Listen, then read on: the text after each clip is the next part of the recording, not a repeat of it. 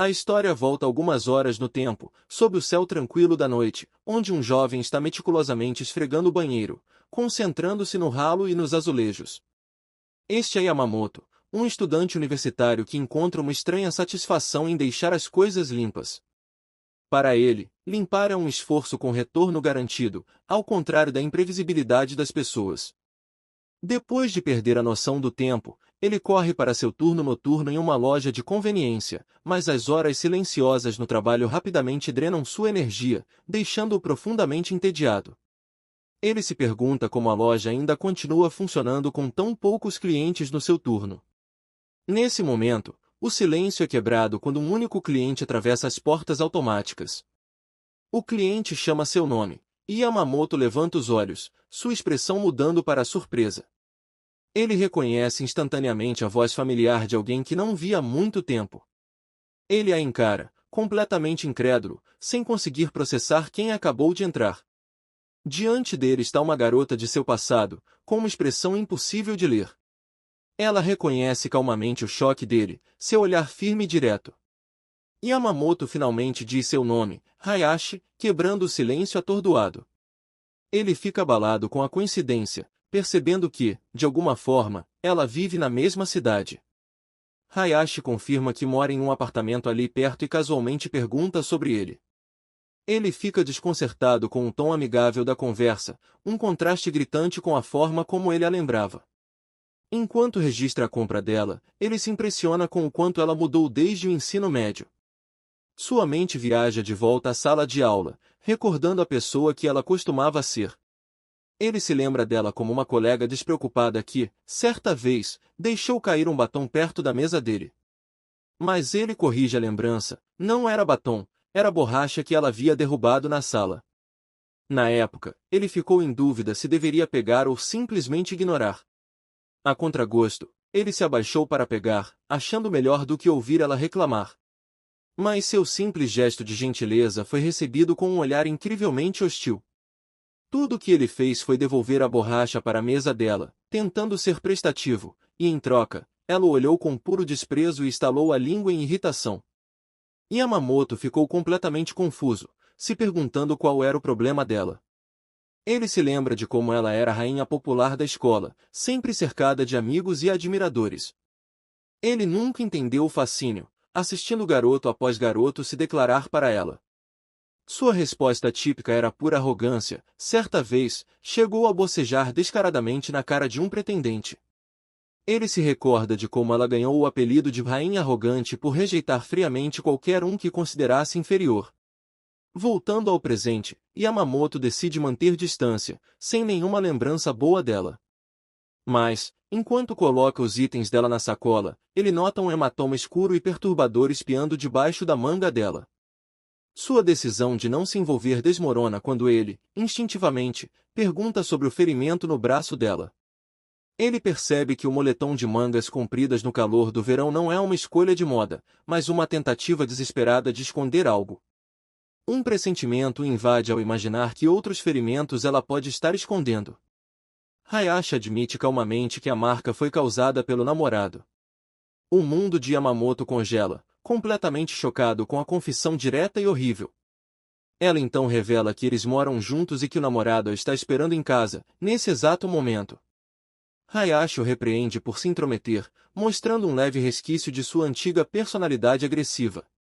Ele a observa sair, presumindo que a irritou, mas logo se lembra que ela sempre o odiou. Yamamoto fica se perguntando por que ela contaria algo tão sério para alguém que ela supostamente despreza. Ele percebe que a rainha arrogante acabou de mostrar um momento de fraqueza, e teme pela segurança dela. Agindo por puro instinto, ele grita seu nome, desesperado para impedi-la de sair pela porta. Ele corajosamente oferece um lugar seguro para ela passar a noite, em seu próprio apartamento. Hayashi se vira com uma expressão hostil, dizendo que o olhar intenso dele está a assustando. Ele tenta freneticamente acalmá-la, sugerindo outras opções e até oferecendo a chave reserva para que ela se sinta mais segura. Ela revela que foi deserdada pelos pais por ter se mudado para morar com o namorado, o que a forçou a abandonar a faculdade. Mesmo assim, Yamamoto insiste que ela deve ficar longe de casa e começa a passar seu endereço e a chave. Surpreendentemente, Hayashi recusa a chave, dizendo que simplesmente esperará por ele. Ambos ficam surpresos com essa decisão. Hayashi, então, concorda em esperá-lo até o fim do turno. Ele contrasta a garota contida diante dele com a lembrança da popular e intocável rainha do ensino médio. Enquanto ela espera, ele não consegue conciliar essa pessoa silenciosa com a garota arrogante que costumava conhecer. Uma hora depois, eles chegam ao simples e modesto prédio de apartamentos dele, sob o céu noturno. Ele a conduz até seu apartamento meticulosamente limpo, mas quase vazio, e lhe oferece uma bebida. Enquanto prepara o chá, a realidade da situação o atinge, parecendo completamente surreal. Ele tenta acalmar os nervos, lembrando-se de que não tem segundas intenções, mas a tensão é palpável. Sua mão treme levemente enquanto termina de servir as bebidas, tentando se recompor. Hayashi sorri de canto, comentando sobre a ironia de estar em dívida justamente com ele.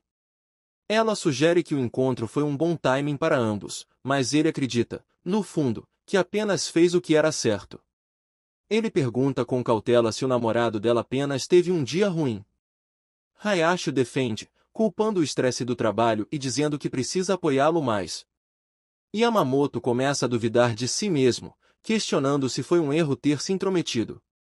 De repente, ela sorri, agradece e comenta que ele também mudou desde o ensino médio.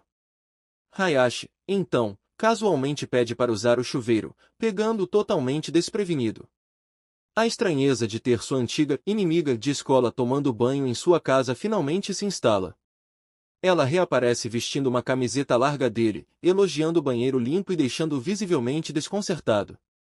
Mas seu controle emocional desmorona quando ele percebe ainda mais hematomas espalhados pelas pernas dela. Deixando de lado sua postura defensiva, ela admite em voz baixa que seu namorado é irremediavelmente abusivo. Yamamoto observa que as marcas parecem antigas, percebendo que isso já acontecia há muito tempo. Ele diz com firmeza que ela não deveria estar com alguém assim, mas o olhar dela é de pura teimosia. Ela o desafia, irritada, questionando quem ele pensa que é para julgá-la. Yamamoto, no entanto, permanece calmo e insiste que cabe a ela ouvir ou não. Ele admite que também está se intrometendo por motivos egoístas, tem medo de se sentir culpado no futuro, caso algo aconteça com ela. Ele pergunta diretamente por que ela continua leal a alguém que a usa como saco de pancadas. Refletindo sobre o quanto a detestava no passado, agora ele vê que a autossuficiência dela é, na verdade, uma forma de submissão. Uma onda de raiva o invade, e ele diz que não a impedirá, mesmo que voltar para o namorado a destrua. Ele imediatamente se arrepende da explosão, percebendo que falou por impulso, e se prepara para que ela fique furiosa. Ele se conforma com a ideia de que talvez ele não possa salvá-la. Mas, se ela mesma não quiser se ajudar. Enquanto ela silenciosamente concorda, sua situação é terrível. Ele oferece sua cama para ela passar a noite, decidindo dormir no chão, e ela aceita sem protestar. Ele a aconselha a levar o tempo que precisar para pensar, garantindo que não há pressa. Ela o provoca, dizendo que ele parece um monge, brincando que é por isso que ele ainda está solteiro. Mais tarde, enquanto ele dorme profundamente no chão, ela permanece acordada na cama, observando-o. A noite passa tranquilamente, com ele no chão e ela na cama, um limite claro entre os dois. Apesar do arranjo surpreendentemente confortável, Hayashi permanece completamente desperta, com a mente agitada. Ela se inclina cautelosamente sobre o colchão, seus olhos fixos nele enquanto ele dorme. Quebrando o silêncio, ela o chama suavemente no quarto fracamente iluminado. Em seguida, ela faz uma proposta chocante e ambígua que paira pesadamente no ar. Yamamoto desperta imediatamente, completamente atordoado com as palavras dela. Sua mente entra em pânico, interpretando mal o que ela quis dizer e questionando se foi um erro ter se envolvido. Ele fica totalmente desconcertado quando ela de repente o abraça, se perguntando se aquilo era apenas mais um dos jogos dela. Ela sai da cama e deita ao lado dele, divertida por ele estar apenas fingindo estar dormindo. Ele protesta contra a ousadia dela, mas ela responde de forma brincalhona, perguntando se agora precisa da permissão dele. Ele quase menciona o namorado dela, mas se contém, um assunto que a silencia instantaneamente. Ela então pergunta diretamente sobre a vida amorosa dele, e quando ele tenta negar sua falta de experiência, ela percebe imediatamente que é mentira, achando adorável o jeito como ele tenta disfarçar. Ela o provoca, dizendo que a reação dele foi surpreendentemente fofa. Totalmente envergonhado, ele cerra os punhos e pede que ela pare, virando-se para esconder o rosto. O clima muda quando ela começa a se abrir, explicando que o namorado costumava ser gentil antes de eles morarem juntos. Ela conta sobre os abusos verbais, lembrando como ele zombava dela por não trabalhar, fazendo-a se sentir inútil. Um silêncio pesado se instala entre eles enquanto deitam lado a lado, o peso da história dela agora completamente exposto. Ela encerra a história triste com um sorriso seco, dizendo para ele simplesmente ir dormir. Yamamoto a surpreende ao reconhecer sinceramente a dor imensa que ela suportou. Ela brinca, pedindo que ele repita as palavras gentis, mas ele, envergonhado, se recusa. Amuada, ela o chama de caso perdido por ser tão facilmente embaraçado. Aproximando-se, ela admite em voz baixa que já fazia muito tempo desde que alguém havia sido tão gentil com ela. Com essa troca simples e honesta, a estranha nova vida dos dois realmente começa. Algum tempo depois, Yamamoto acorda grogue no chão, com dor de cabeça.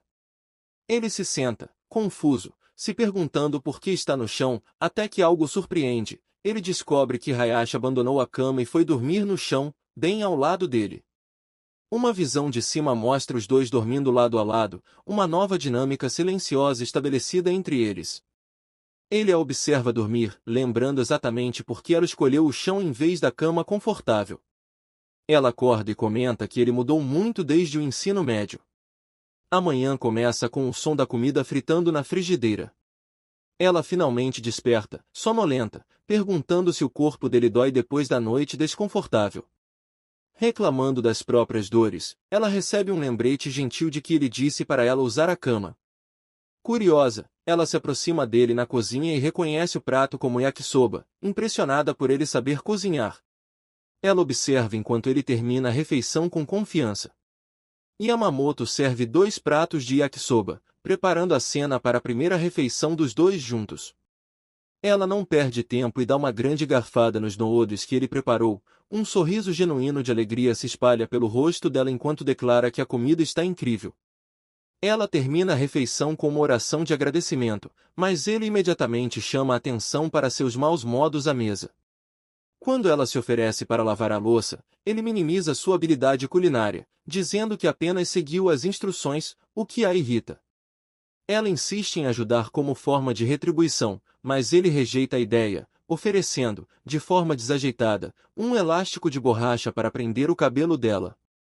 Ela o repreende pela sugestão terrível e ele oferece um fio de plástico de uma caixa, que ela aceita com relutância. Ela amarra o cabelo com habilidade, preparando-se para lavar a louça na cozinha dele.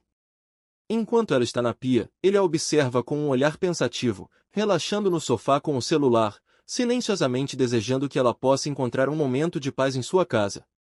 Ele traz à tona o tema sério do futuro dela, e ela admite ter medo de tomar uma decisão da qual possa se arrepender.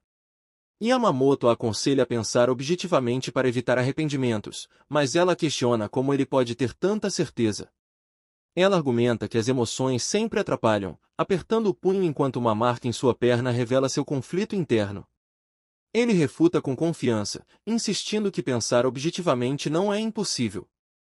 Ela olha para ele com ceticismo, mas ele, com calma, a tranquiliza, dizendo que tudo ficará bem. Com um impulso repentino de confiança, ele ergue o polegar e declara que estará lá para apoiá-la. Ele logo fica envergonhado por sua própria ousadia, enquanto ela, em silêncio, se surpreende com suas palavras. Ele esclarece sua oferta, encorajando-a a desabafar com ele se estiver com medo, e ela percebe que ele é mais confiável do que imaginava. Tentando minimizar sua gentileza, ele alega que está apenas agindo por egoísmo, mas ela enxerga claramente que ele se importa de verdade. Um sorriso caloroso e sincero aparece no rosto dela enquanto o chama de indireto por esconder sua preocupação. Ele pede que ela conte mais sobre o relacionamento, e ela começa a relatar tudo o que aconteceu desde que se mudou para a cidade. Ele narra que, apesar de suas tentativas de deixar o clima mais leve, a história dela é sombria e cheia de dificuldades. Um close em seu rosto revela um sorriso forçado e doloroso que tenta mascarar o trauma do passado. Yamamoto fica incomodado com o sorriso sofrido enquanto ela relata seu trauma. Ela explica as desculpas do namorado, e ele revela que pesquisou o ciclo de abuso, tensão, explosão e arrependimento, um padrão que ela imediatamente reconhece. Ela confessa que ele é a única pessoa para quem contou tudo isso. Ele admite ter pesquisado a situação dela na internet. Quando pergunta sobre a ausência do celular dela, ela explica que o namorado a isolou dizendo que ela não precisava de um. Yamamoto senta-se em frente a ela, tentando compreender a profundidade do isolamento que ela sofreu, e pergunta se o celular dela foi destruído. Ela confirma que foi cortada de todos ao seu redor. Ele percebe que seu desejo inicial de apenas aliviar a própria consciência já não é mais suficiente. Um olhar de determinação firme surge em seu rosto. Agora, ele está decidido a tirá-la daquele relacionamento, custe o que custar. Ela continua defendendo o agressor, destacando o lado doce dele como forma de racionalizar o abuso. Yamamoto ouve atentamente, entendendo quanto ela ainda está confusa, enquanto começa a planejar, com clareza renovada, como convencê-la a deixá-lo de uma vez por todas.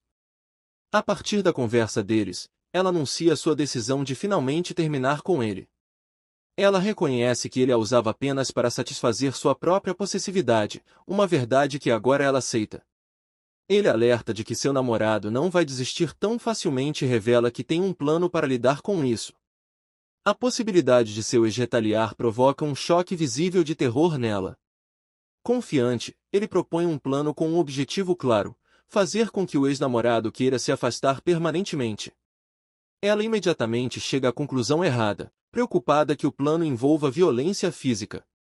Ele calmamente expõe os primeiros passos da estratégia, que envolvem visitar um hospital e depois a polícia.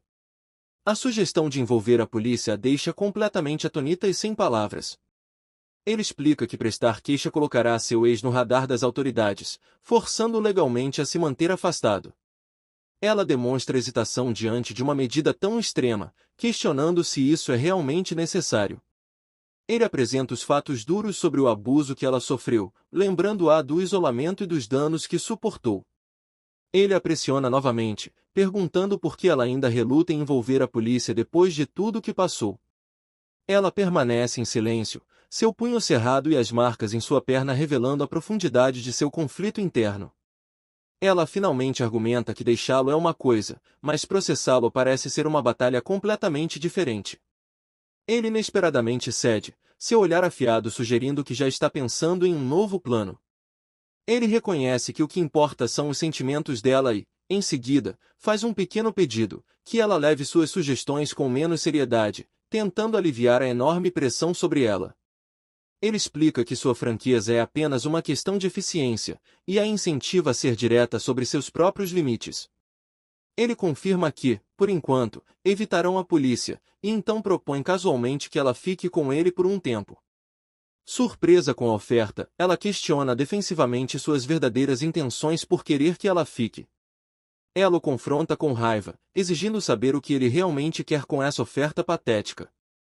Ele explica o motivo prático: seu ex certamente está procurando por ela, tornando perigoso que ela volte. Para sua própria segurança, ele a aconselha a se esconder em seu apartamento, e ela concorda, ainda que relutante. Ele apresenta uma última tarefa inegociável, deixando-a ansiosa enquanto espera que ela entenda seu verdadeiro objetivo.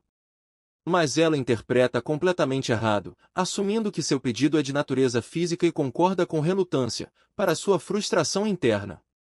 Ele percebe, com um choque, que ela mais uma vez entendeu tudo errado.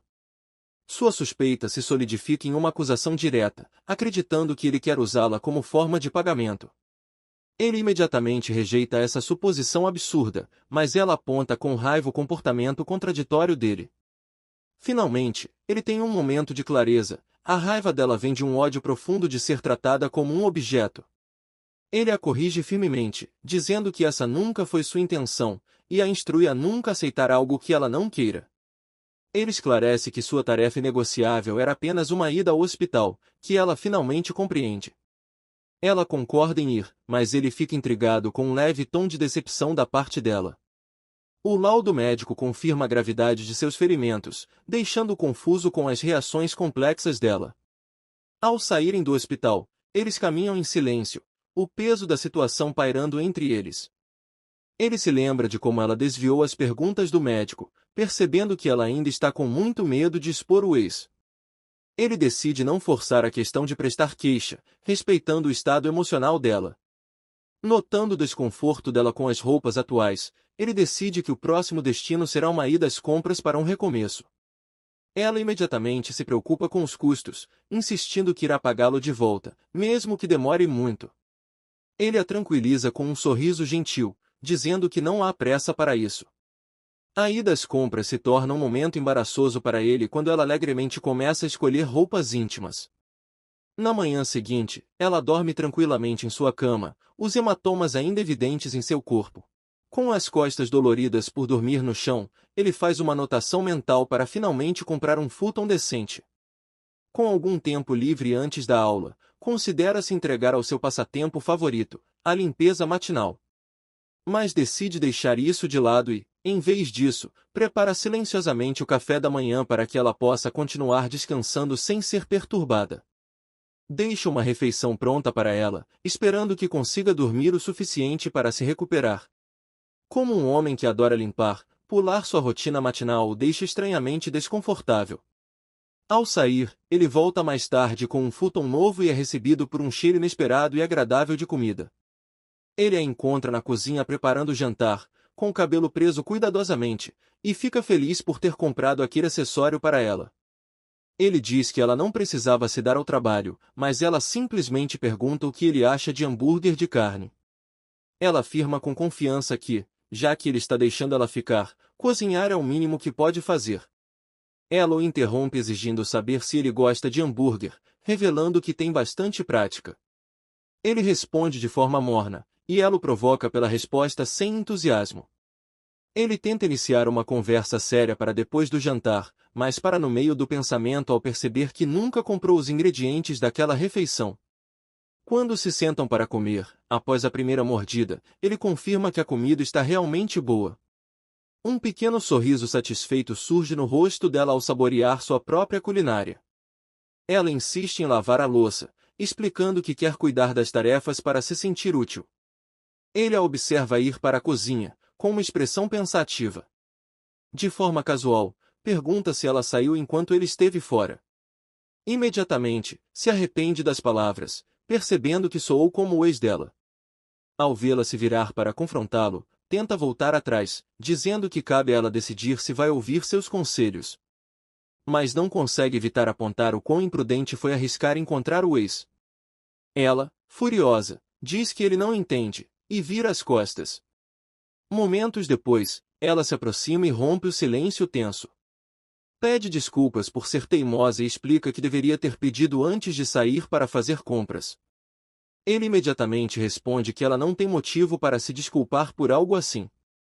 Ela confessa que estava apavorada que ele ficasse bravo, lembrando que o ex usava qualquer desculpa para machucá-la. Revela que os únicos momentos de paz que tinha eram quando ele estava comendo, era o único momento em que ficava quieto. Ela admite que cozinhou esperando que ele ficasse ocupado demais para ficar bravo por ela ter saído. Ele pergunta o que era tão importante para ela arriscar tanto, e ela afirma com firmeza que quer arranjar um trabalho de meio período. Ele questiona a urgência disso, achando o momento totalmente desconcertante. Ela confessa o medo de ser um peso financeiro para ele, caso não comece a ganhar o próprio dinheiro. Sua ansiedade cresce enquanto explica que teme acabar com todas as economias dele, sem poder retribuir em breve. Ele compreende seus sentimentos, mas alerta de que, se o ex a encontrar, as consequências serão irreversíveis. Com uma determinação inquietante, ela aceita o risco, declarando que se for encontrada, então é assim que tem que ser. Ele fica completamente chocado com essa lógica fatalista, incapaz de entender por que ela se colocaria em tanto perigo. A forma como ela pensa é completamente estranha para ele, uma lógica de rainha que desafia todo o bom senso. Ele tenta entender por que ela está tão resignada ao destino. Na visão dele, a solução é simples, apenas ficar escondida no apartamento até o perigo passar. Mas não consegue evitar pensar se ela está se colocando em risco só para não se sentir em dívida com ele. Ele reflete furiosamente sobre como o ex dela destruiu sua força de vontade em poucos meses. Para combater a ansiedade financeira dela, ele decide mostrar algo. Pega o celular e mostra sua conta bancária, revela uma quantia surpreendentemente alta de economias. Explica calmamente seus hábitos econômicos e como vem economizando desde o ensino médio, com os pais pagando o aluguel. Sua lógica é clara: como está financeiramente estável, ela não precisa arriscar a segurança com um trabalho. Ela rejeita veementemente a oferta, acusando de mentir sobre estar disposto a gastar dinheiro com ela. Sua autoestima despenca enquanto insiste que é apenas um fardo, que ele não tem motivo para manter por perto. Ele a observa desmoronar e finalmente entende o verdadeiro motivo de ela estar tão desesperada para trabalhar: ela está tentando recuperar a dignidade que lhe foi roubada. Ele declara que também tem seus próprios motivos para querer que ela fique. Virando-se para ela, insiste firmemente que não está mentindo sobre querer sua presença. Explica que, embora não se importe com as tarefas domésticas, sua rotina ocupada dificulta manter tudo em ordem. Ela pergunta se esse é o único motivo, mas ele responde com uma intensidade estranha que é um homem perfeccionista. Revela seus hábitos obsessivos de limpeza, onde um único grão de poeira leva a uma faxina completa do cômodo. Argumenta com paixão que seu perfeccionismo e falta de tempo criam um problema que ela pode ajudar a resolver, cuidando de outras tarefas. Ele declara que limpar é o propósito da vida dele, e que, se ela cuidar de outras coisas, ele poderá se dedicar a esse hobby.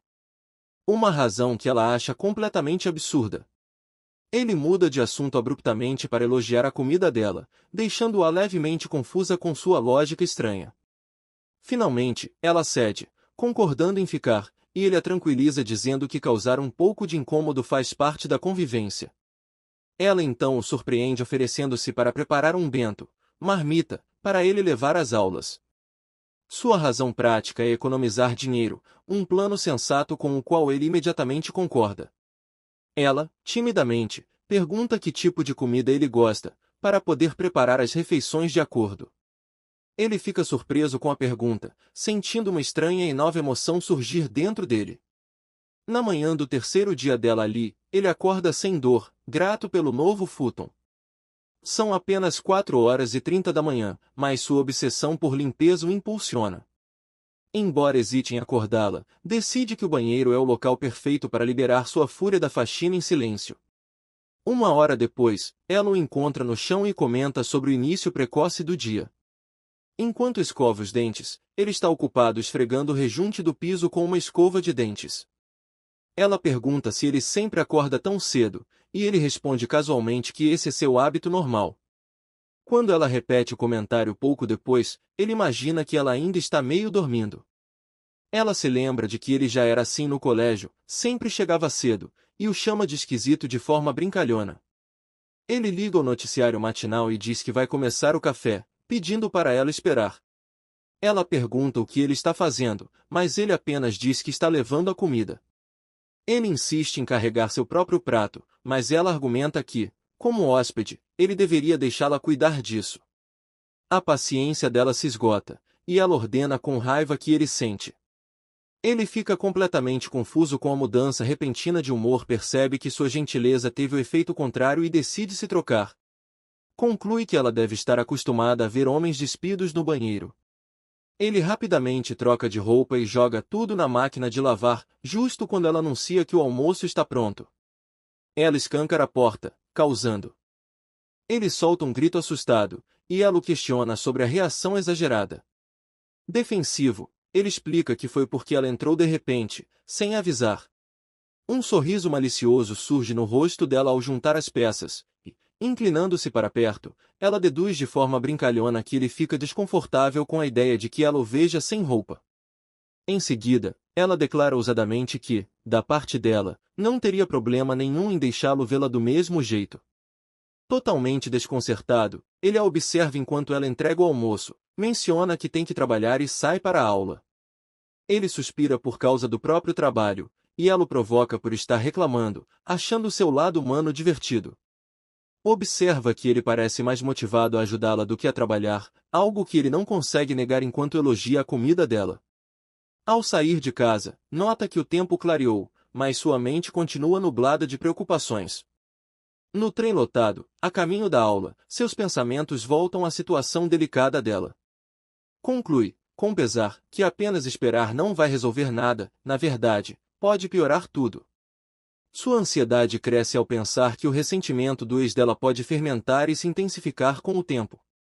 Ele visualiza um futuro assustador no qual o ex a encontra e o ciclo de controle se torna ainda mais inescapável. Pensar em ir à polícia traz um novo medo, a possibilidade de um policial questionar o motivo da demora para denunciar. Imagina os oficiais rejeitando a situação, perguntando por que esperaram tanto. Apesar disso, conclui que denunciar ainda é o melhor caminho. Mas suas mãos estão atadas, prometeu não envolver a polícia e sabe que ela recusaria se sugerisse isso agora. Ao chegar na universidade, seus olhos se fixam em um grupo de estudantes do outro lado da sala. Ele se concentra em uma garota em especial, que parece alegre e popular entre os amigos. Um flashback revela que essa garota é Kazara Arakari, ex-colega de escola e melhor amiga dela. Ele considera pedir ajuda a Kazarara, acreditando que ela está mais preparada para conversar com a amiga, mas hesita, eles nunca sequer falaram antes. Um novo receio surge, ele não pode se aproximar de Kazarara se ela ainda tiver contato com o ex. Da sua mesa, ele observa Kazarara, tentando descobrir como lidar com essa situação delicada. Está dividido entre pedir ajuda e as possíveis consequências. Reflete sobre como sua nova vida ficou confortável.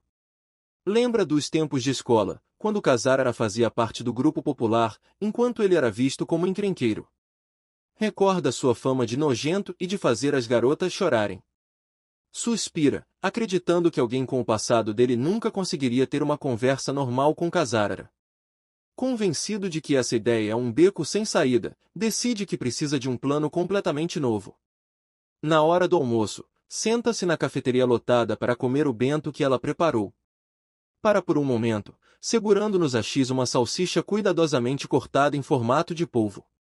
Imagina ela na cozinha, fazendo aqueles cortes fofos só para ele. Um pequeno sorriso genuíno surge em seu rosto, apreciando o gesto atencioso. Ao chegar em casa naquela noite, continua sem uma solução, mas se recusa a perder a esperança. Ela o recebe na porta, pronta para esquentar o jantar e dar as boas-vindas. Sugere que ele tome banho primeiro. Ele nota suas roupas dobradas com cuidado e a marmita lavada esperando por ele. No banho, saboreia um raro momento de paz em sua nova e caótica rotina. Ao sair do banho, é recebido por uma refeição completa. Sentindo-se totalmente mimado, diz que tudo aquilo é exagerado só por ele ter voltado para casa, deixando-a confusa com a reação. Ela explica que era assim que agia em sua antiga casa, mas ele pede, de forma direta, para que ela pare com isso, admite que não sabe como responder. Ela reconhece que foi quem exagerou, revelando que pretendia arrumar o lugar para ele, mas ficou surpresa ao encontrar o apartamento já limpo de forma quase obsessiva. Surpresa com as habilidades domésticas dele, ela questiona o motivo de tanta reação, o que a deixa ainda mais confusa. Ele esclarece que suas habilidades são inesperadas, e enquanto assistem TV juntos, ele sente um estranho senso de gratidão. Ele insiste que ela deveria relaxar, mas ela rebate perguntando por que ele está lhe dando o sermão. Ela suspira e diz que, embora aprecie a ajuda dele, ele está exagerando e deveria, no mínimo, ser grato. Ele se pergunta por que ela está o encarando daquele jeito, e ela pede diretamente que ele faça menos em casa. Ela o provoca, dizendo que a maioria das pessoas apenas reclamaria se as tarefas de um hóspede não fossem feitas perfeitamente. Ele responde que delegar tarefas significa aceitar imperfeições, mas rapidamente a tranquiliza, dizendo que a comida dela está ótima. Ela revela um motivo simples para esperar, vê-lo comer a deixa com fome de novo. Relutante, admite que entende a lógica dele, mesmo sem concordar totalmente. Ainda assim, se recusa a parar de ajudar com as tarefas, afirma que está simplesmente entediada. Ele sugere ver TV, mas ela diz que é chato. De repente, ele lembra que o celular dela está quebrado. Uma lâmpada se acende em sua cabeça, ele se levanta, encontra um tablet antigo e o limpa. Apresenta o aparelho a ela, pegando-a totalmente desprevenida com o gesto. Explica que é um tablet reserva que ele não usa mais, oferecendo-o como solução para o tédio. Ela acha engraçado ele pedir para ela relaxar, uma inversão total da dinâmica usual entre eles. Ignorando a provocação brincalhona dela, ele simplesmente empurra o tablet em suas mãos. Ela aceita o presente, um leve rubor espalhando-se em seu rosto diante do gesto gentil. Tomada pela gratidão, ela lhe dá um sorriso radiante e um agradecimento sincero. Ele tenta disfarçar, desviando o olhar com um leve rubor próprio. Ela se oferece para lavar a louça primeiro, mas ele insiste que ela relaxe e até fornece o carregador. Um tempo depois, ele a chama enquanto ela está deitada no futon, entretida com o tablet. Ela oferece devolver o aparelho por apenas 10 minutos, deixando-o confuso com a proposta estranha. A confusão vira choque quando ela esconde o rosto, envergonhada. Um rápido olhar na tela revela uma galeria de fotos sugestivas, a fonte da vergonha repentina. Ele entra em pânico por dentro, percebendo que os favoritos antigos dele ainda estavam salvos no dispositivo. Pega o tablet apressado e apaga o histórico, pedindo desculpas pela falha. Ela o provoca com um olhar malicioso, reconhecendo de forma brincalhona seus interesses ocultos. Desconcertado, ele implora para que pare de provocá-lo com essa descoberta embaraçosa. Ela cai na risada, completamente divertida com a reação mortificada dele. À medida que a noite avança, a troca de provocações continua, aproximando um pouco mais os dois. Num momento de reflexão, percebe-se que ela ainda mantém um ar guardado e misterioso. Na manhã do quarto dia vivendo juntos, ele começa o dia olhando pela janela. Descobre uma escova de limpeza imunda e seus olhos brilham com o impulso obsessivo de limpar. Justo quando está prestes a começar a esfregar, ouve a voz dela. Ela acorda e congela em pânico. Sentando-se em seu futon, ainda sonolenta, ela o cumprimenta com um bom dia. Assustada com o grito anterior dele, pergunta o que aconteceu, forçando-o a mentir sobre sua crise de limpeza. Ele explica que se empolgou vendo a sujeira desaparecer tão facilmente. Ela concorda alegremente, relacionando o entusiasmo dele com a vontade natural de gritar quando se está animado. O comentário inocente dela sobre gritar de empolgação leva a mente dele direto para pensamentos impróprios, ficando constrangido com a conotação acidental. Ele observa enquanto ela se desculpa por ter dormido demais. Ela se espreguiça e admite que ficou totalmente envolvida com o tablet que ele emprestou. Durante o café da manhã, ele diz estar feliz que ela tenha se divertido com o aparelho e pergunta casualmente o que estava assistindo. Ela responde vagamente que viu alguns vídeos, mas ele insiste em saber mais. Ela se anima e se oferece para mostrar, esquecendo completamente sua própria regra de não ver vídeos enquanto come. Mostra então um vídeo sobre um casal que foi injustamente impedido de entrar num restaurante chique. A história se intensifica quando o casal desabafa no restaurante habitual deles, cujo dono, coincidentemente, é o ex-chefe do restaurante de luxo. O vídeo termina com o funcionário rude sendo demitido, um momento que ela considera uma doce e satisfatória vingança. Ela o encara com olhos brilhando, esperando ansiosamente sua opinião sobre o vídeo. Ele pergunta se ela gostou e confessa que nunca foi fã desse tipo de história de vingança. Explica que não gosta de ver os protagonistas dependendo do poder dos outros para se vingar. Considera esse tipo de enredo preguiçoso, já que os personagens principais não assumem responsabilidade pela própria justiça. Vendo que o histórico dela está cheio de vídeos parecidos, ela animadamente pergunta qual parte ele mais gostou. Ele fica completamente confuso e pede que ela esclareça o que achou tão divertido. Diante do olhar esperançoso dela, ele começa a suar de nervoso, percebendo que ela entendeu errado a crítica.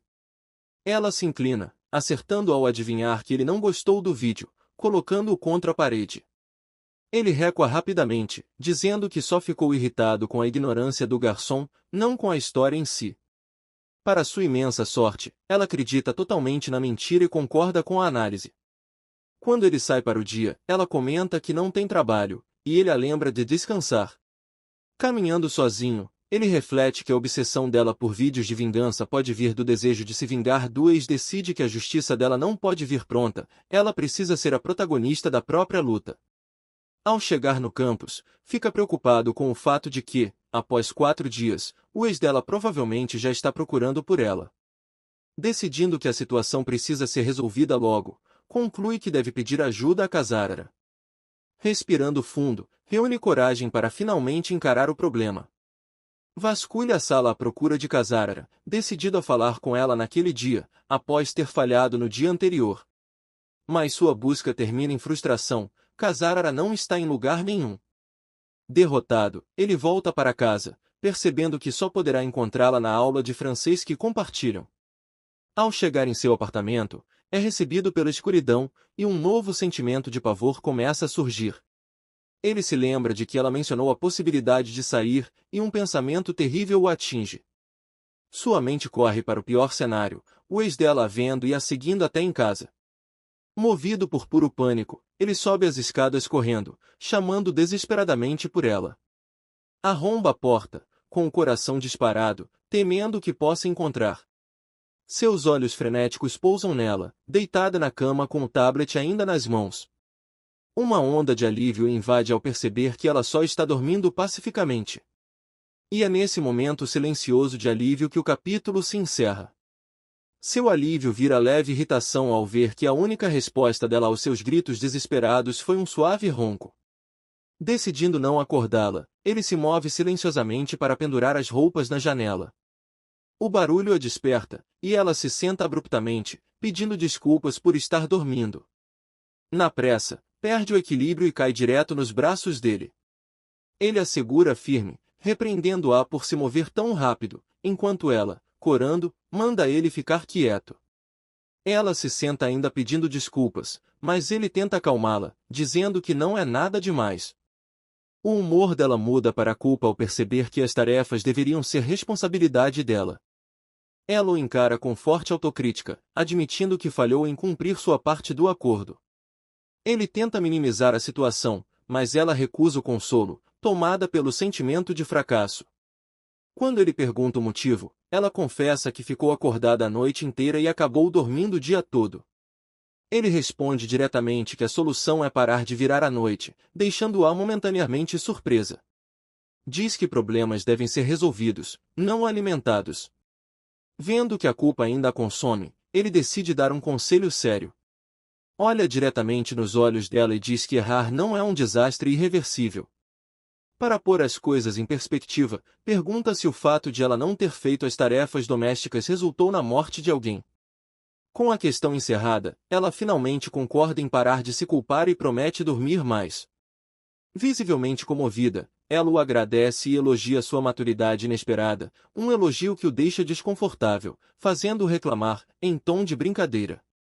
O chat GPT pode ser. Na mesa dela, Kazarara insiste para que ele se junte a ela, dizendo alegremente que amigos devem ajudar uns aos outros. Depois de um breve papo sobre quanto tempo faz desde a última vez que se viram, ele finalmente se senta. Kazarara vai direto ao ponto e pergunta, com um leve tom de brincadeira, se ele está evitando ela. Ele se atrapalha buscando uma desculpa, dizendo que só fala com as pessoas quando é necessário. Ela parece entender seu jeito mais reservado. Um silêncio tenso paira no ar após sua explicação direta, deixando os dois sem muito o que dizer. Ela aceita a lógica dele de forma brincalhona, enquanto ele percebe que acabou de tornar a conversa ainda mais estranha. A oferta sincera dela de ajudar só o deixa mais desconcertado, já que ele tem dificuldade em lidar com gentilezas que podem ser mal interpretadas. Cansado do clima estranho, ele pergunta diretamente o que ela quer, acertando que ela tem um motivo específico para chamá-lo. Finalmente, ela chega ao ponto e pergunta se ele se lembra de Hayashi Megumi, justamente a pessoa com quem ele precisava falar. Ele confirma secamente, lembrando de como ela e Hayashi eram irritantemente próximas e viviam discutindo antigamente. Então Kazarara faz a pergunta de 1 milhão de ienes. Você viu a Hayashi em Tóquio recentemente? A pergunta direta o deixa suando em silêncio, tentando processar essa reviravolta inesperada. Ele começa a questionar os motivos dela, totalmente confuso sobre por que ela estaria procurando Hayashi. Sua mente conecta os pontos da pior forma possível, suspeita que o ex de Hayashi tenha envolvido Kazarara na busca. A possibilidade de Kazarara estar ligada ao ex o paralisa, obrigando-o a agir com cautela. Enquanto ela tenta chamar sua atenção novamente, a conversa tensa é interrompida por outra garota que se aproxima, perguntando quem ele é. Casara o apresenta a amiga Iriakari, que parece imediatamente interessada. Em tom de brincadeira, Casara o apresenta como seu namorado, uma piada que ele rapidamente nega. Eri o reconhece da aula de francês, comentando sobre sua fama de gabaritar todos os testes. Sem perder tempo, ela se aproxima e pede para ele ser seu tutor, deixando-o completamente desnorteado com a abordagem direta. Internamente, ele entra em pânico diante da atitude tão ousada dela. Casara, com habilidade, corta a conversa, revelando que sabe o horário das aulas dele, o que o deixa ainda mais confuso. Eri parece genuinamente desapontada, mas recua de sua investida. Então, ela nota o almoço dele e se surpreende ao descobrir que ele sabe cozinhar. Casara comenta sobre o bento caseiro e caprichado que ele está comendo, e ele segue quieto, comendo a refeição que Hayashi preparou para ele. Por dentro, ele está fervendo de frustração, não pode dizer quem fez seu almoço e se sente preso, já que sua tentativa de investigação chegou a um beco sem saída. No meio da refeição, uma nova ideia o atinge, interrompendo sua mordida com um pensamento súbito. A solução mais simples é perguntar diretamente a Hayashi sobre o ex e o envolvimento da Casara. Ao chegar em casa, é recebido por uma sorridente Hayashi, que o dá as boas-vindas calorosamente da cozinha. Mas, ao chamá-la pelo nome, a expressão dela muda completamente, o sorriso desaparece, substituído por um olhar frio e intenso. Imediatamente, ela pergunta se ele encontrou outra garota, o que o faz pensar se está cheirando a perfume. Sua hesitação confirma os piores temores dela, e sua expressão se endurece com uma certeza amarga. Ele responde de forma casual, apenas para ela explodir, exigindo saber. Quer saber por que ele encontraria outra mulher? Atônito com o tom possessivo dela, ele a lembra de que eles não estão namorando, o que a fere visivelmente. Ela se retrai completamente, chamando a si mesma de uma estranha sem direito de sentir ciúmes, mergulhando rapidamente em autopiedade. Continuando seu espiral emocional, ela começa a questionar todo o arranjo entre eles, se perguntando por que está ali. Ele percebe que ela entendeu tudo errado, frustrado com a lógica distorcida dela. Quando tenta se aproximar para acalmá-la, ela explode em um surto de raiva e lágrimas, exigindo que ele não chegue perto. Sem dizer mais nada, sai correndo pela porta e desce as escadas, deixando-o parado, atônito, chamando-o por seu nome. Agora sozinha na rua escura, ela caminha sem rumo, sobrecarregada por suas próprias ações. Seu rosto é uma máscara de exaustão e arrependimento, enquanto o peso do que acabou de acontecer começa a pesar. Com os olhos no chão, ela se perde em autocrítica, questionando sua decisão impulsiva de fugir. Lembra-se do momento em que virou as costas para ele, com a mão cerrada de frustração. Consumida pela angústia, admite que o perfume cítrico a deixou tomada pelos ciúmes, uma raiva que não conseguiu controlar. Memórias da gentileza dele invadem sua mente, em forte contraste com sua explosão recente e a rejeição direta que recebeu. Seu rosto expressa puro desespero, com as lágrimas se formando enquanto tenta lidar com tudo o que fez. Perdida na rua, ela entra em colapso emocional, convencida de que ele ou está furioso com ela, ou aliviado por ela ter ido embora. O medo de que ele a odeie a paralisa, deixando-a sem a menor ideia do que fazer. Ela se deixa cair, derrotada, silenciosamente desejando que a própria pessoa de quem acabou de fugir venha salvá-la. Seu desespero é interrompido pela súbita aparição de uma figura misteriosa cuja presença a assusta. Ao levantar os olhos, ela congela de terror. Seu ex-namorado, Si, está bem ali diante dela, chamando seu nome. Ela apenas consegue sussurrar o nome dele, confirmando que o homem de quem ela vinha fugindo finalmente a encontrou. Ele sorri com uma intensidade arrepiante e exige saber onde ela esteve esse tempo todo. Sua mente volta ao momento em que se conheceram, num encontro em grupo onde ela se sentia pressionada a socializar. Enquanto sua amiga estava animada, ela permanecia completamente distante, apenas cumprindo o protocolo. Ele se apresentou de forma suave e confiante, mas ela permaneceu em silêncio, perdida em seus pensamentos. Sua primeira impressão foi a de um homem calmo, educado e aparentemente inofensivo. Ela o viu como um bancário de um mundo totalmente diferente do seu, distante das suas lutas diárias. Um flashback revela sua constante dificuldade financeira, equilibrando vários empregos de meio período para sobreviver em Tóquio. Ela havia se mudado para a cidade para escapar de seu pai controlador e suas regras sufocantes. Mas a nova liberdade veio acompanhada de solidão, jantares baratos e preocupações constantes com dinheiro. Namorar Sajei, por isso, parecia uma fuga empolgante e refrescante de sua vida difícil. Ele a apresentou a um mundo de passeios despreocupados e momentos que pareciam perfeitos. Então, quando ele pediu que ela se mudasse para sua casa, ela aceitou, admitindo para si mesma que era uma decisão calculada, em busca de estabilidade. Mas a ilusão se quebrou quando a gentileza dele deu lugar a abusos verbais incessantes e desculpas vazias. Um flashback mostra as marcas físicas da crueldade dele, seu rosto machucado e os olhos arregalados de pavor.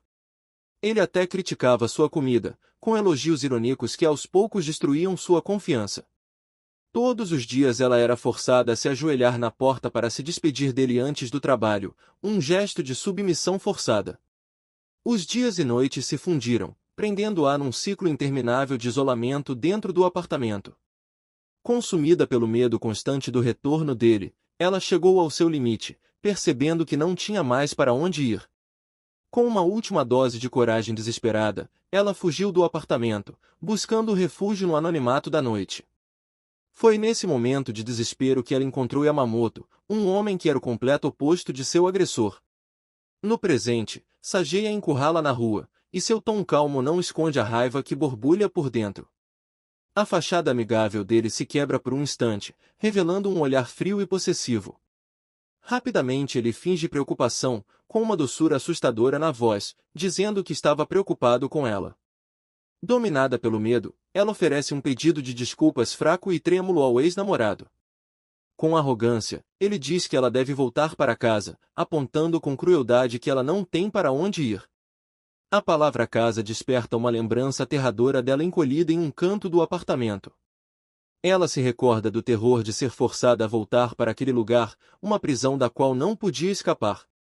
Sua mente entra em espiral, mergulhando no desespero, acreditando que não vale nada e que não tem escolha se não voltar com ele. Mas então, ela se lembra da gentileza simples de Yamamoto e de sua lógica estranha, porém reconfortante. Lembra-se de como ele lhe deu um propósito e um senso de valor que ela não sentia havia muito tempo. Com lágrimas escorrendo pelo rosto, percebe que deseja desesperadamente voltar ao apartamento seguro de Yamamoto. Convencida de que arruinou tudo, ela se pergunta o que Yamamoto diria, qual seria seu conselho lógico naquele momento. A voz dele ecoa em sua mente, fazendo a pergunta simples que corta o desespero: o que você realmente quer? Sua mente se aclara quando ela finalmente entende o que deseja de verdade. Sajei dá uma risada condescendente, descartando completamente sua mudança repentina de atitude. Ele finge preocupação, perguntando o que está errado, mas ela apenas o encara. Com um novo fogo nos olhos, ela declara que nunca mais vai voltar com ele. Sua declaração ousada o deixa sem reação. Incapaz de processar a recusa, ela solta toda a sua raiva, dizendo que ele jamais entenderá seu sofrimento e ordenando que ele vá embora. O pedido de desculpas vazio dele por seus momentos de explosão só aumenta a fúria dela, que o lembra de que o tormento era diário. Ele, sem remorso, joga a culpa nela, dizendo que só se irritava porque ela nunca ouvia. Ela começa a listar desesperadamente todos os sacrifícios que fez, inclusive abandonar a faculdade, mas ele apenas zomba, dizendo que ela nunca contribuiu financeiramente. Cruelmente, ele enumera seus supostos defeitos, dizendo com arrogância que ela não tem nada, nem ninguém. E que, enquanto ele facilmente encontraria uma substituta, ele ainda era o único que a suportava, tentando quebrar seu espírito. Os olhos dela se arregalam com a horrível realização de quanto sacrificou por um homem tão cruel. Ele agarra seu braço, tentando arrastá-la, e ela percebe que, para ele, ela era completamente descartável. Seu aperto se intensifica cruelmente no pulso dela enquanto ela luta desesperadamente para resistir. Ao ser forçada rua abaixo, ela grita por socorro, sua última esperança, chamando por Yamamoto. De repente, uma mão intercepta a dele, e uma voz ordena com firmeza: solte ela. Imediatamente, Yamamoto surge do nada, colocando-se entre Hayashi e seu ex aterrorizado.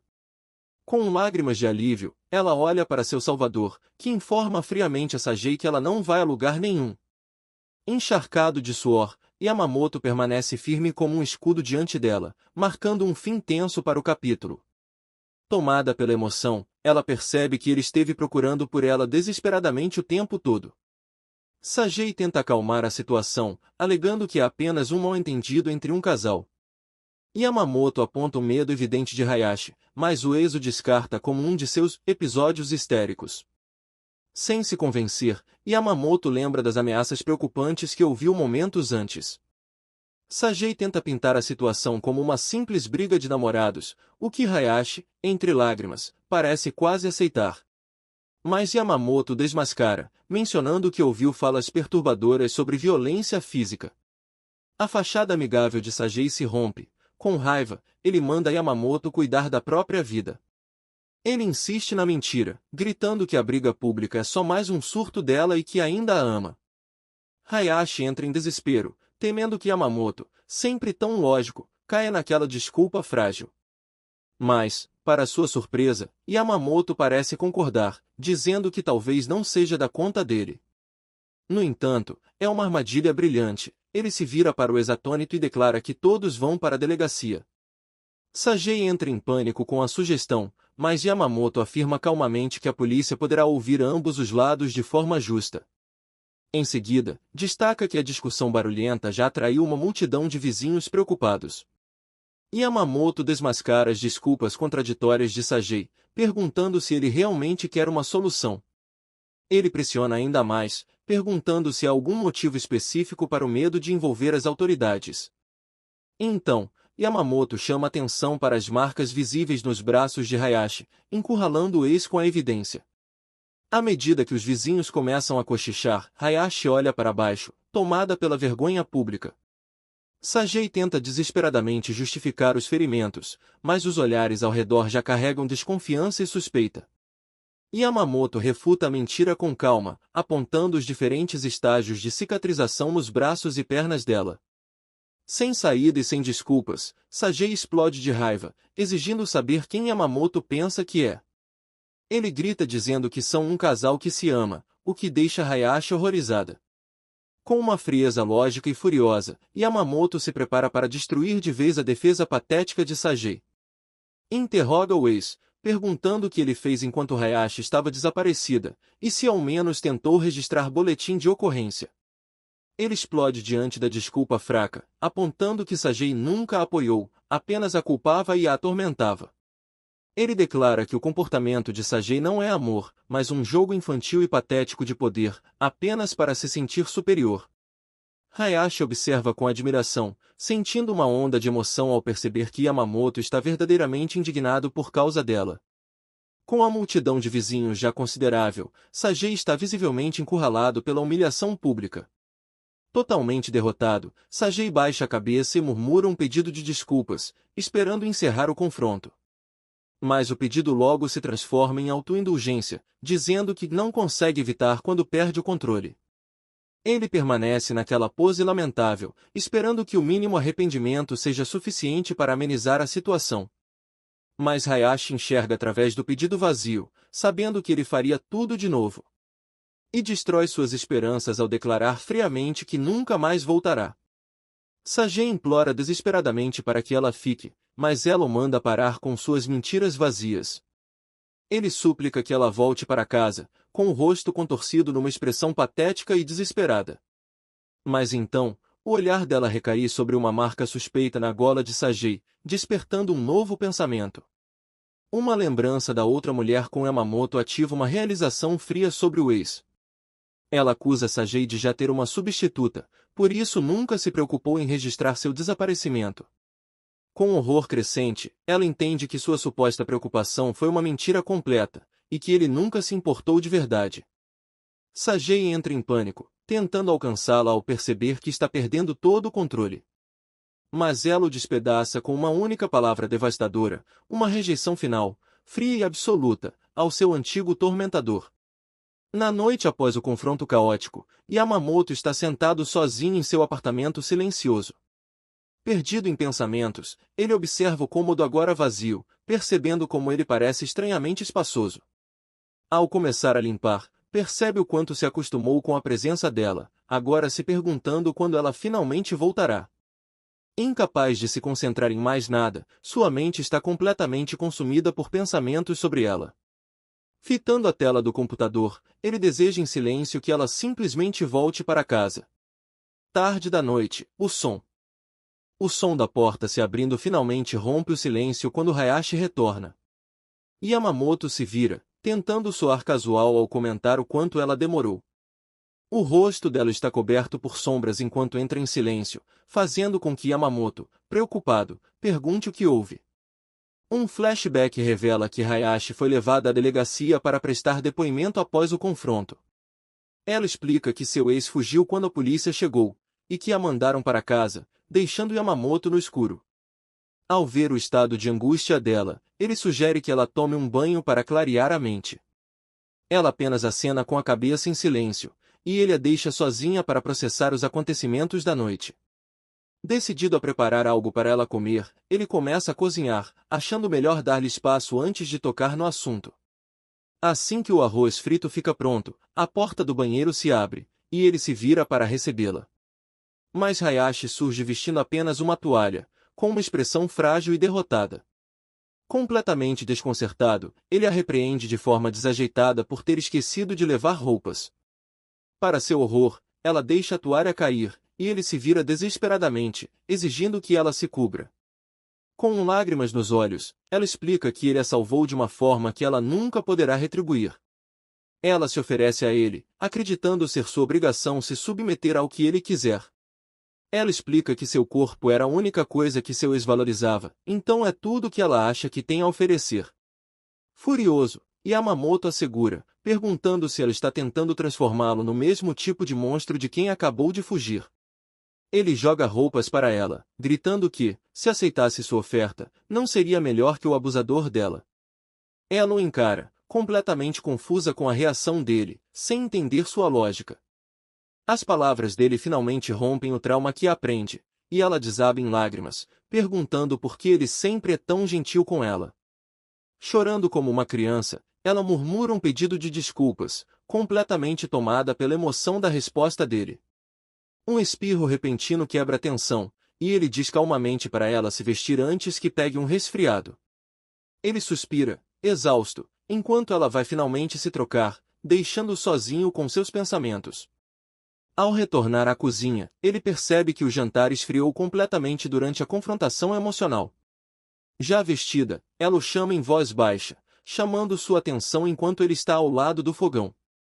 Hesitante, ela pergunta se ainda pode continuar morando no apartamento dele, mesmo depois de tudo o que aconteceu. Mas ele inverte a situação, perguntando o que ela realmente quer, uma pergunta que a confunde. Ela explode de frustração, insistindo que a decisão é dele, já que o apartamento é dele, não dela. Ele suspira com o desabafo dela, cansado da lógica autodepreciativa que ela insiste em repetir. Com uma expressão séria, ele lembra que já havia lhe dado uma resposta há muito tempo. Ele afirma que está do lado dela e que ajudá-la nunca foi um incômodo. Yamamoto devolve a escolha para ela, perguntando se ela realmente quer ficar ou não. Ela questiona seus motivos, apontando que agora o ex viu o rosto dele. Ela teme que, por causa dela, ele possa se tornar o próximo alvo da fúria de Sagei. Sobrecarregada, pergunta por que ele ainda está disposto a escondê-la, mesmo com esse novo risco. Com lágrimas nos olhos, pergunta por que ele se esforçaria tanto por alguém como ela. Ele responde de forma simples e lógica, ele ajuda porque pode. Enquanto ela tenta processar suas palavras, ele olha para o jantar frio e admite que há outro motivo. Ele sorri e diz que o outro motivo é que quer comer o hambúrguer caseiro dela de novo. Vendo uma oportunidade, ela pergunta se ele faria qualquer coisa em troca da comida dela. Ele confirma sem hesitar, completamente sério sobre o acordo. Incentivada pela resposta, ela declara que tem 2 pedidos para ele. Calmamente, ele pede que ela diga suas condições, pronto para ouvi-la. Ela hesita por um momento, olhando para baixo enquanto reúne coragem. Com um rubor determinado, ela segura o cabelo e se prepara para fazer suas exigências. O primeiro pedido é simples, ela quer permissão para continuar morando com ele. Ele concorda sem pensar duas vezes, já tendo tomado essa decisão há muito tempo. Yamamoto então a incentiva a dizer a segunda condição, esperando para saber o que mais ela deseja. Com um olhar firme, ela declara sua segunda condição, ela quer registrar um boletim de ocorrência na polícia. Sua súbita determinação o deixa completamente atônito e sem palavras. Ela confessa que tem medo de voltar atrás, mas teme ainda mais perder mais alguma coisa. Num pedido desesperado, ela se curva profundamente e implora para que ele a acompanhe à delegacia. Ele permanece em silêncio, considerando o pedido, enquanto ela continua curvada diante dele. Reunindo coragem, ela ergue o olhar com uma nova esperança, acreditando que, com a ajuda dele, tudo finalmente ficará bem. Reconhecendo que ela está finalmente dando um passo por conta própria, ele concorda em ajudá-la, em silêncio. Ela agradece sinceramente, selando o laço único entre duas pessoas que não são amigos, nem amantes. No dia seguinte, um exausto Yamamoto boceja durante seu turno na loja de conveniência. Ele reflete sobre o dia lento, aliviado por não precisar mais se preocupar com a segurança imediata dela. Ele acompanha Hayashi até a delegacia, onde ela registra oficialmente uma queixa contra o ex. Naquela mesma noite, a polícia vai até o apartamento do ex, apenas para descobrir que ele já fugiu. Um oficial acompanha Hayashi até o apartamento vazio, confirmando que não há sinal de que ele tenha voltado. Em outro lugar, o fugitivo olha por cima do ombro, tentando decidir onde se esconder agora. Yamamoto se preocupa com quanto tempo levará até encontrarem Oi sabendo que Hayashi ainda está nervosa. Seus pensamentos são interrompidos quando um cliente entra na loja durante o turno. Para sua surpresa, é Hayashi, que alegremente explica que saiu tarde para comprar pasta de dente. Ele a repreende gentilmente, dizendo que ela poderia ter ligado, mas ela o lembra de que não tem celular. Ele se oferece para comprar um smartphone para ela poder entrar em contato com ele e com amigos, mas ela rejeita a ideia imediatamente. Sua expressão escurece ao comentar, de forma cínica, que amigos só servem para quando você precisa de algo. Essa visão amarga sobre a amizade o faz parar por um instante, com expressão difícil de ler. Ele aponta que, sem um celular, não tem como ajudá-la se algo acontecer. Yamamoto a repreende por estar sendo otimista demais, lembrando que o ex ainda é uma ameaça. Ela ignora as preocupações dele com leveza, dizendo para ele ir para casa descansar. Relutantemente, ele concorda com a oferta de conversar, e ela fica feliz com a aceitação. Mas, em vez de ir embora, ela permanece, revelando que, na verdade, veio especificamente para falar com ele. Com um sorriso brilhante, ela começa a interrogá-lo de maneira brincalhona sobre seu trabalho de meio período. Visivelmente irritado com a entrevista súbita, ele responde de forma seca que trabalha ali há apenas 2 meses. As perguntas dela se tornam mais pessoais, e ele se pergunta internamente por que ainda está dando atenção àquilo. Ela o bombardeia com perguntas sobre sua vida, mas ele rebate todas com um direto não. Ela o provoca, chamando-o de maníaco por limpeza e perguntando se limpar é o único hobby dele. Seu olhar intenso se fixa nele, esperando uma resposta real. Ele fica completamente confuso com a linha de perguntas tão íntima de repente. Ela relembra a conversa sobre o ensino médio e sugere que talvez o relacionamento deles possa mudar agora. Hayashi admite que se arrepende constantemente de não tê-lo conhecido melhor antes. Com um sorriso determinado, ela declara sua intenção de aprender tudo sobre ele agora. Ele desvia o olhar, tentando manter sua postura estoica diante da ousadia dela. Mas um leve rubor traz seu exterior frio, revelando que está mais abalado do que aparenta. Ele tenta desconversar, insistindo que não há nada de interessante sobre ele para contar. Ela pisca, dizendo que já é tarde demais, pois já decidiu por conta própria, para a irritação dele. Ele cede, concordando em contar exatamente o que pensa dela. Ela se vira e pergunta de forma brincalhona se ele vai mesmo ser honesto. Aproximando-se, ela o desafia a contar como é realmente morar com ela. Ele imediatamente começa a listar os defeitos dela, reclamando que ela é teimosa e lhe dá dor de cabeça. Mas, Apesar das queixas, ele admite com um leve rubor que na verdade não é tão ruim assim. Ela sorri, percebendo, e o provoca por ser tímido demais para admitir que gosta da companhia dela. Internamente, ele admite que essa garota estranha o mima mais do que deveria.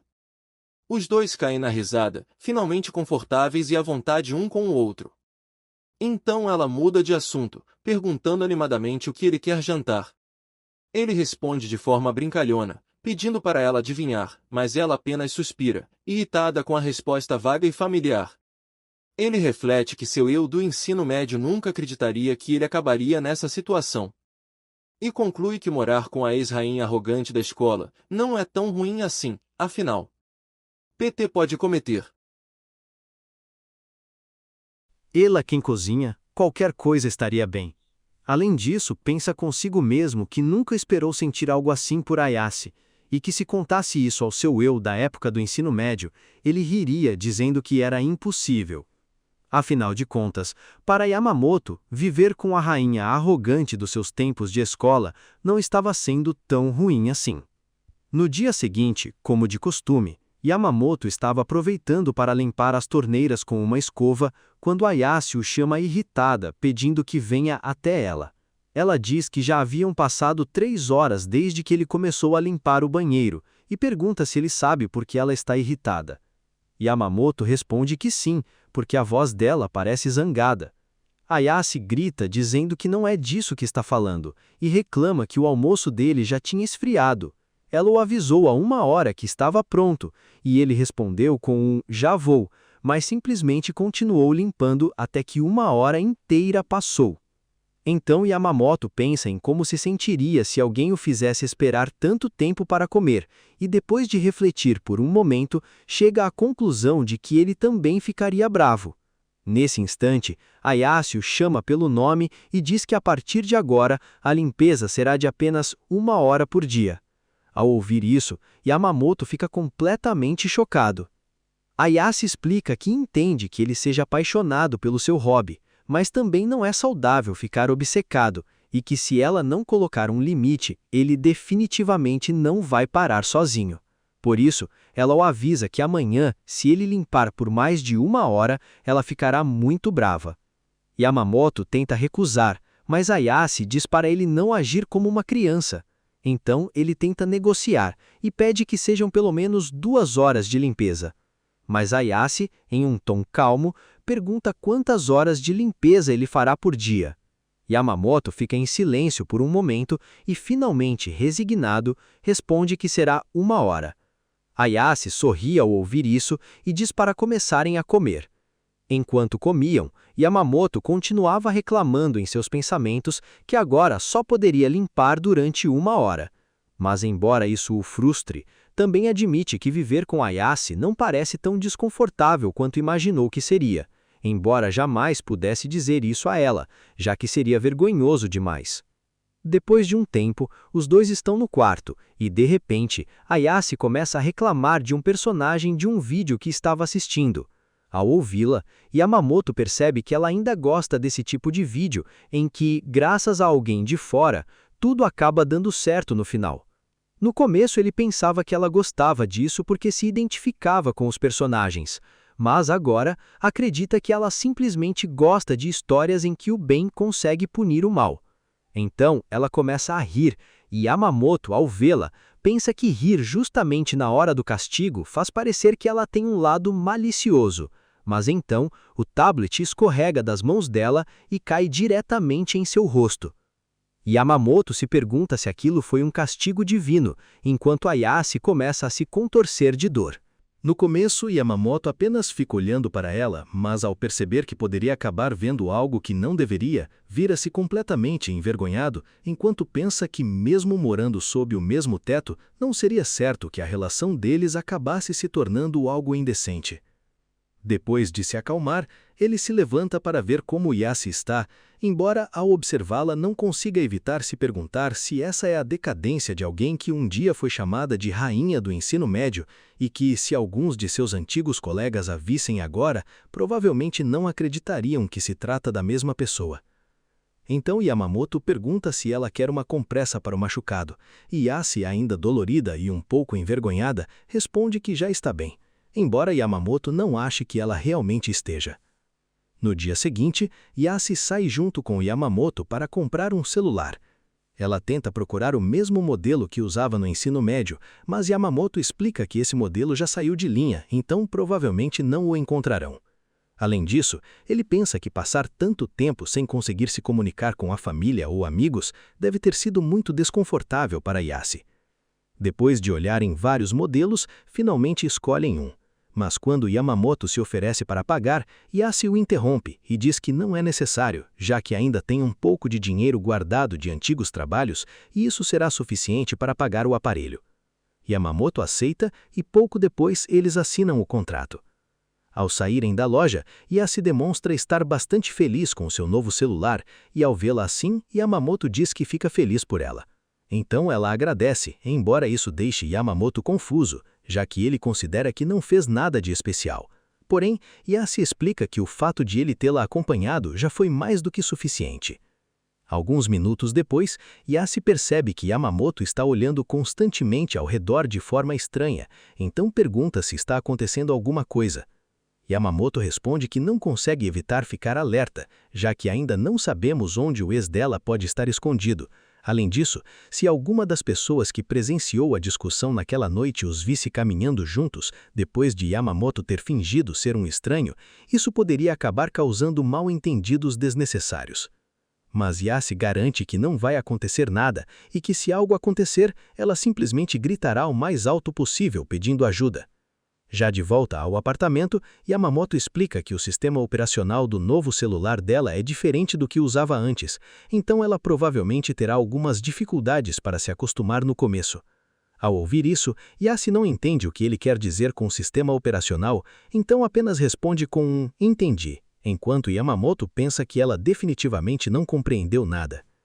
Então Yasi confessa que é péssima com tecnologia e Yamamoto, um pouco confuso, diz que já a viu usar o tablet sem problemas, mas Yasi esclarece que uma amiga havia ensinado quais botões ela precisava apertar para assistir vídeos, ligar para alguém, buscar alguma coisa. Então isso é tudo que ela sabe fazer.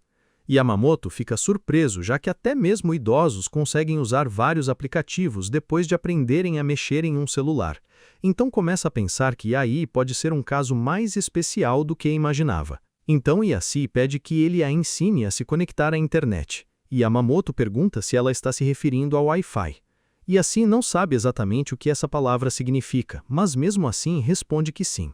Depois disso, ela pergunta como pode recuperar os contatos dos amigos, e Yamamoto explica que, se ela lembrar os dados da conta, talvez consiga recuperar os arquivos que estavam armazenados na nuvem. Mas Yasi literalmente pergunta por que ele está falando de nuvens. Diante disso, Yamamoto responde que ela está sendo meio inútil já faz um tempo.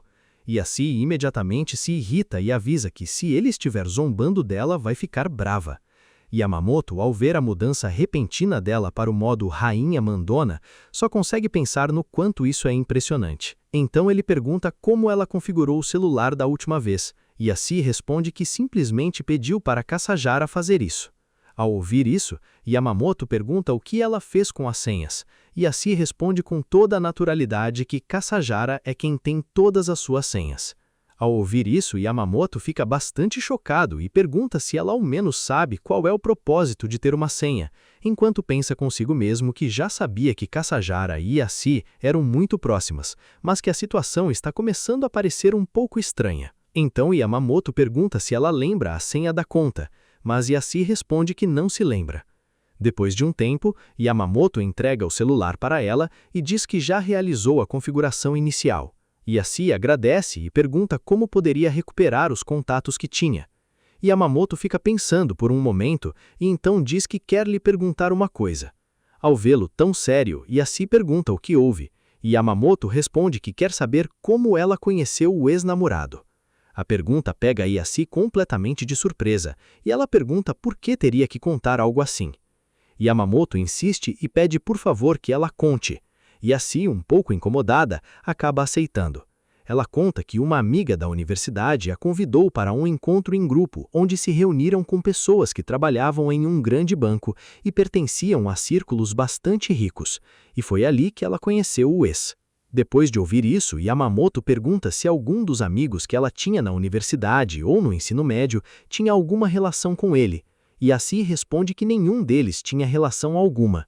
Ao ouvir a resposta, Yamamoto solta um pequeno suspiro de alívio, deixando Yassi confusa, já que não entende por que ele está perguntando tudo isso. Mas então Yamamoto pede o celular dela emprestado por um momento e diz que quer registrar no telefone dela o contato de uma amiga dela que Yamamoto também conhece. A Yassi não entende por que ele faria algo assim, mas Yamamoto explica que, através dessa pessoa, eles poderiam recuperar os outros contatos dos amigos dela. A Yassi finalmente entende suas intenções, mas de repente começa a se sentir desconfortável. Yamamoto percebe isso imediatamente e pergunta se ela não quer fazer isso. A Yassi responde que depende de quem seja a pessoa, já que é bastante constrangedor ter que dizer a alguém que o ex-namorado quebrou seu celular e que por isso precisa que lhe enviem novamente todos os contatos. Yamamoto responde que com o contato que acabou de adicionar não haverá problema algum. A Yassi, confusa, pergunta como ele pode ter tanta certeza disso, mas quando olha para a tela do celular fica completamente surpresa. O contato que Yamamoto havia adicionado era o da sua melhor amiga, Kasajara. Mas então sua atitude muda e com um tom sério e um olhar intimidador, a Yassi pergunta a Yamamoto como ele tem o contato de Kasajara. Na manhã seguinte, Yamamoto acorda. No entanto, não consegue evitar sentir que o clima está bastante pesado. E isso porque a Yassi lhe disse que Kasajara viria hoje visitar o apartamento. Isso deixa Yamamoto bastante tenso, já que a Yassi não foi a única com quem ele teve problemas no ensino médio. Ele também teve problemas com Kasajara. Mesmo assim, decide deixar esse assunto de lado por enquanto e começar sua rotina de limpeza. Mas, de repente, a Yassi acorda, lhe dá bom dia e diz que vai preparar o café da manhã. Pouco depois, Yamamoto se aproxima para perguntar se ele poderia sair hoje. A Yassi responde que não pode, já que Kasajara quer agradecê-lo pessoalmente por tudo o que fez, então ele precisa ficar para recebê-la junto com ela. Yamamoto responde que preferiria não fazer isso, e a Yassi pergunta o motivo. Então, Yamamoto responde que não tem certeza se Kasajara realmente quer agradecê-lo, mas a Yassi garante que sim. Mesmo assim, isso não consegue tirar a preocupação de Yamamoto. O comportamento dele começa a parecer estranho para a Yassi, que tenta lhe fazer uma pergunta, mas acaba pedindo para que ele esqueça aquilo, deixando Yamamoto confuso. Depois de um tempo, Kasajara chega e bate na porta. A Yassi pergunta a Yamamoto se ele quer abrir, mas ele responde que é melhor que ela mesma faça isso. Então, ela se levanta e abre a porta, e no instante em que faz isso, Kasajara se joga sobre ela para abraçá-la, dizendo que estava muito preocupada. A Yassi, um pouco nervosa, pede para ela não se jogar assim de repente e diz que por enquanto seria melhor entrarem no apartamento. Mas Kasajara responde, e se melhor não? Isso faz a Yassi perguntar por que ela está agindo daquela maneira. Kasajara responde que nem ela mesma sabe e acrescenta que a única coisa de que tem certeza é que estava muito preocupada com ela. A Yassi responde que por isso mesmo já pediu desculpas. Então Kasajara diz que, se ela realmente sente muito, poderia conceder-lhe um pequeno capricho. Yassi pergunta o que ela quer, enquanto Yamamoto as observa de longe, sentindo-se um pouco nervoso. Então Kasajara pede que ela a abrace bem forte, aproximando-se para fazer isso, mas nesse momento, Yamamoto grita para que parem de fazer essas coisas na entrada da casa dos outros. Kasajara finalmente entra no apartamento e cumprimenta Yamamoto, mas ele responde com um tom bastante seco. Então Kasajara diz que essa não é a forma correta de cumprimentar alguém enquanto faz um pequeno bico. Então, Yamamoto a cumprimenta novamente, desta vez de maneira mais cordial. Kasajara sorri e diz que assim está melhor. Durante toda essa cena, Yassi os observa em silêncio, como se estivesse desconfiando de alguma coisa. Depois disso, os três se sentam na sala para conversar. Kasajara diz a Yassi que já faz muito tempo desde a última vez em que se viram, ao que Yassi responde que sim. Realmente passou bastante tempo. Mas então,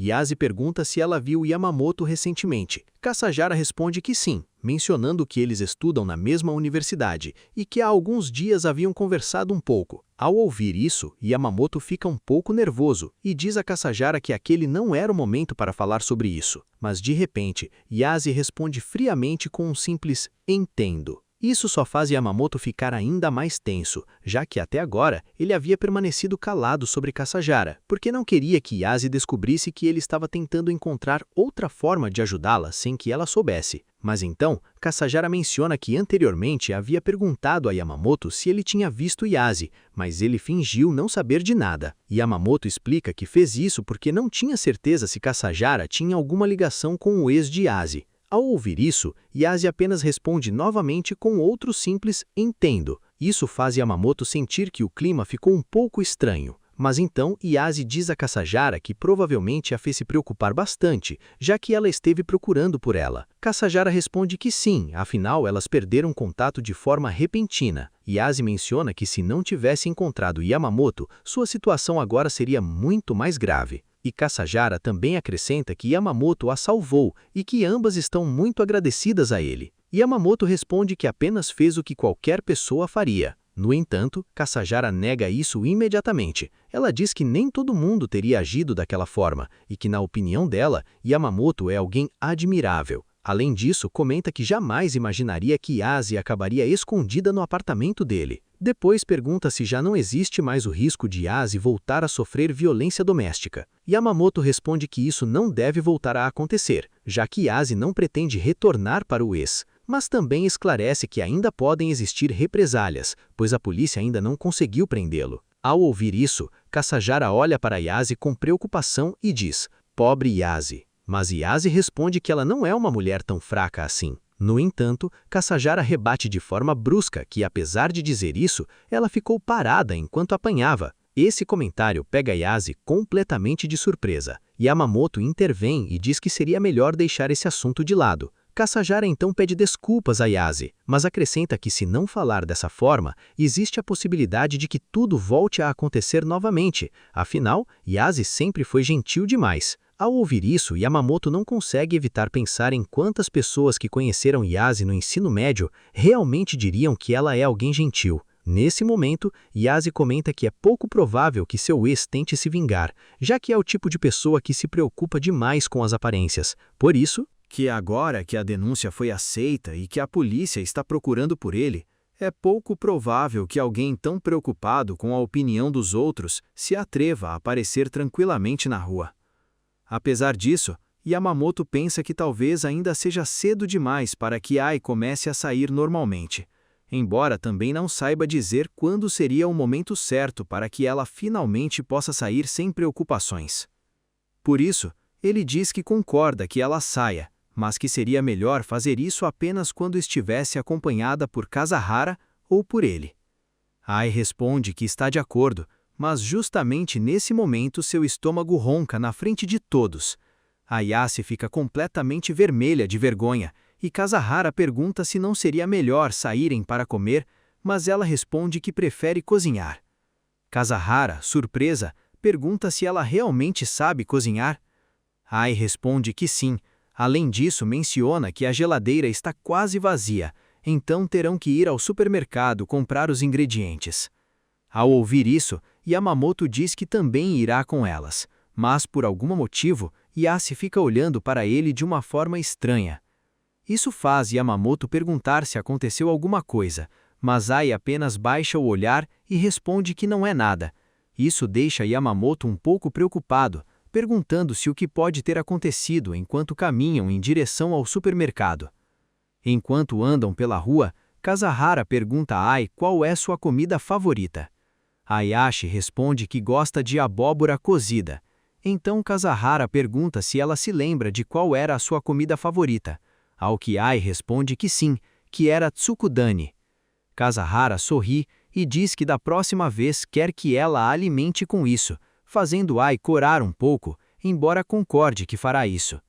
Yamamoto observa toda a cena com certo desconforto, perguntando-se se é assim que as garotas de hoje em dia se comportam. Mas Ai interrompe seus pensamentos ao mencionar que a comida favorita de Yamamoto são hambúrgueres, e Kazahara, ao ouvir isso, comenta que os gostos dele são bastante infantis, ao que Yamamoto imediatamente responde para ela ficar quieta.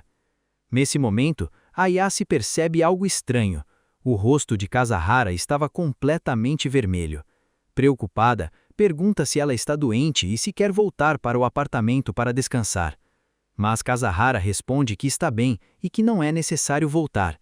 Yamamoto também comenta que ela não parece estar agindo como sempre, mas Kazahara insiste que não há nada de errado. No entanto, ao ver que Ai ainda duvida, pergunta diretamente se ela está do lado de Yamamoto ou dela. Ayase responde que, nesse caso, Kazahara deve estar bem, embora Yamamoto então pergunte o que foi aquilo de antes e depois acrescente que se elas estão se divertindo, então não há problema. Kazahara responde que ele é bastante tolerante e que se continuar sendo tão gentil assim, ela pode acabar se apaixonando por ele outra vez. Yamamoto, completamente envergonhado, responde que essa foi uma piada muito idiota. Então Ayase pergunta se eles costumam conversar na universidade. Kazahara responde que até pouco tempo atrás eles nem sequer trocavam palavras, e Yamamoto confirma o que ela disse. Mas ao ouvir isso, Ai demonstra uma expressão levemente abatida. Ela apenas responde com um "entendo" e se vira para continuar caminhando. Ao ver sua reação, Yamamoto se sente agradecido por ela não fazer tantas perguntas, mas, ao mesmo tempo, sente que esse comportamento não é típico de Ai. Pouco depois, eles chegam ao supermercado.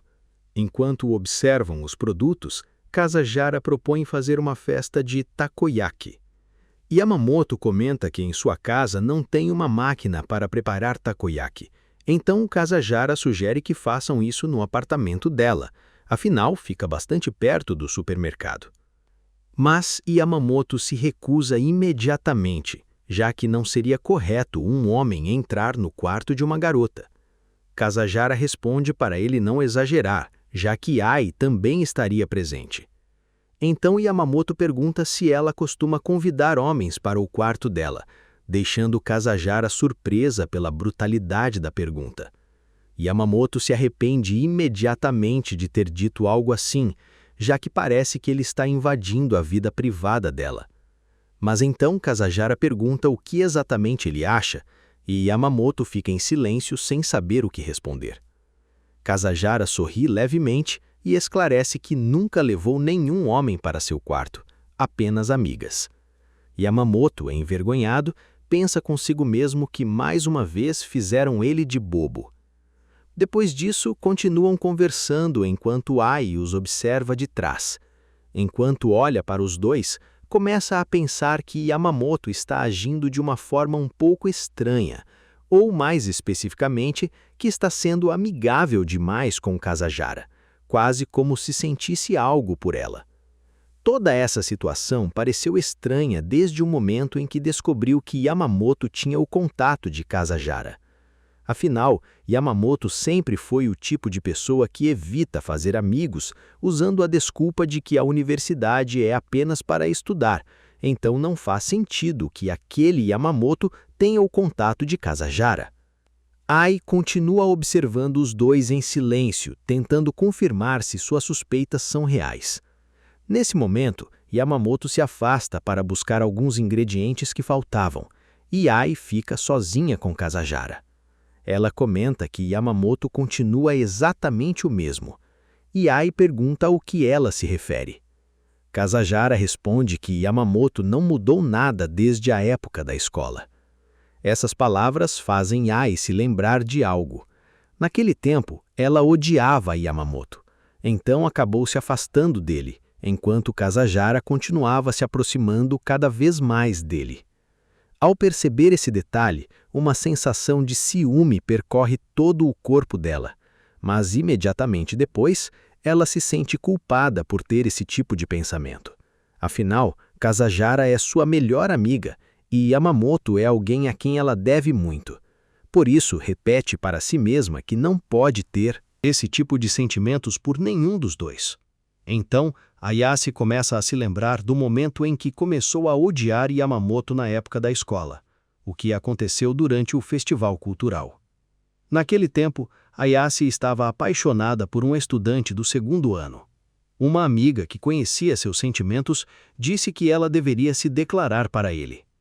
Afinal, se fosse ela quem se confessasse, certamente ele a aceitaria. Mas também a avisou que, se demorasse demais, provavelmente outra garota tomaria a iniciativa antes dela. Esse comentário fez Ayase se lembrar de algo. Ela já havia visto várias garotas se declarando para aquele mesmo rapaz. Então, pensando que poderia perder para elas, decidiu que também tentaria se confessar.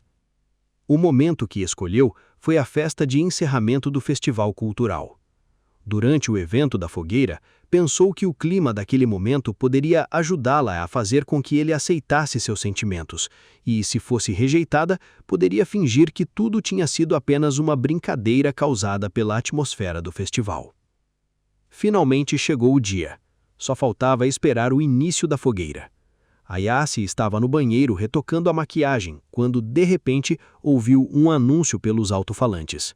A festa de encerramento havia sido cancelada.